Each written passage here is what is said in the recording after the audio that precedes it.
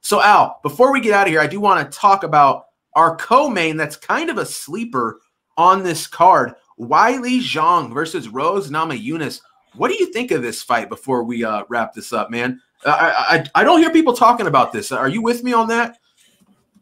Yeah, this is a really interesting.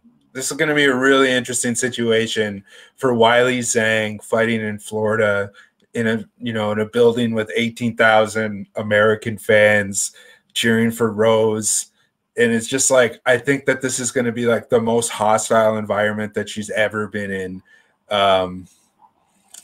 Yeah, this is going to be a lot for her to overcome. And I think, but that being said, Rose has never been, the most stable mentally as a fighter, right? She's been rattled a few times from things that have affected her outside of the cage. So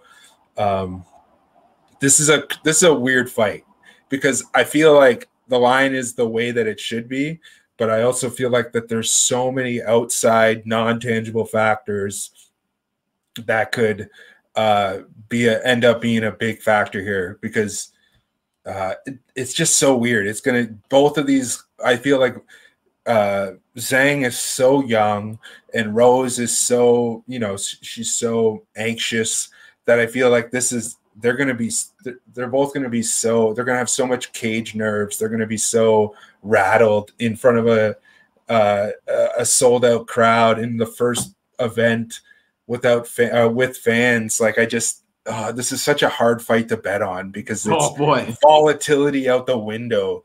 You know what I mean? Like I feel like Zhang should win, but it's a dog or pass fight just because I feel like this is the one fight where there's so many intangible factors, like there's so many.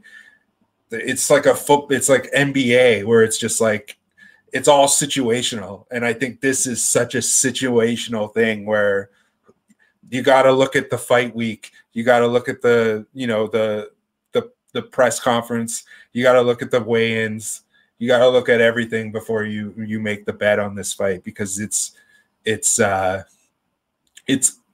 more than just like looking at tape. You need to really like look into the eyes of the people that you're betting on for this one.